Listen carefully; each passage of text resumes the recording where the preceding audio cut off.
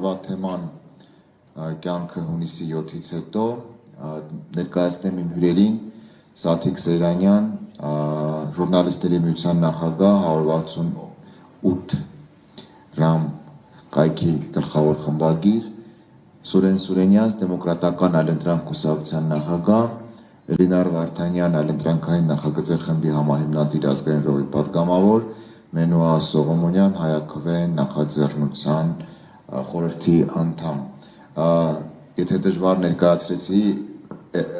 խնդիր չէ, որտեղ բոլորին շատ լավ ճանաչում ենք եւ մեր հարությունը շատ լավ ճանաչում է, առաջին հերթին որպես մարդիկ, որպես գործիչներ, որոնք վերջի դժվար փուլերում 1 րոպե անգամ չզիջեցին իրենց սկզբունքները եւ եթե այսօր մենք ունենք քիչ թե շատ տանելի վիճակ, նաեւ այս մարդկանց շնորհիվ է, որոնք ցույց տվեցին, որ քաղաքացի լինելը նույնիսկ անմարդկային պայմաններում հնարավոր է։ Քննարկման թեման, ինչպես նշեցի, կյանքը հունիսի 7-ից հետո, ինչի դա որոշեցինք, որովհետեւ թեև մենք խոսելու ենք միջև հունիսի 7-ի մասին, երևի ավելի շատ, բայց ինչի դա որոշեցինք, որովհետեւ այս այլանդակությունը, որ հիմա կատարվում է եւ թափ հավաքում օրորի, այս այլանդակ մթնոլորտը առաջին հերթին նկատի ունեմ, ոչ մի լավ բան չի խոստանում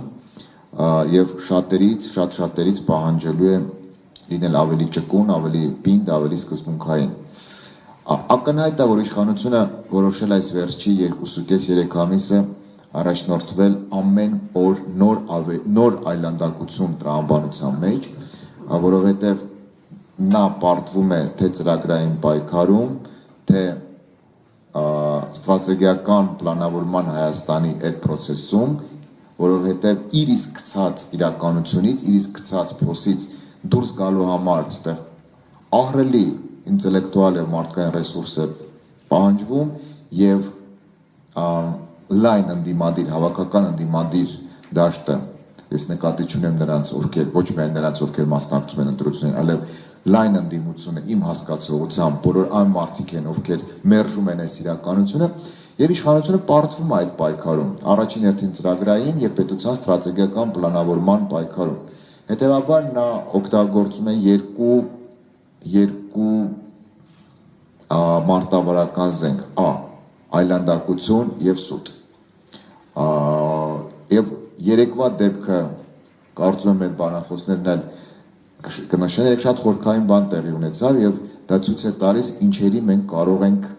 առաջիկայում ականատես լինել։ Ես խոսքը փոխանցեմ Սաթիկ Սեյրանյանին եւ խնդրեմ եւ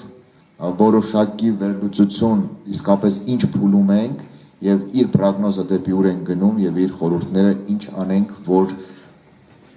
վատագույն սցենարներից խուսափենք։ Խնդրեմ։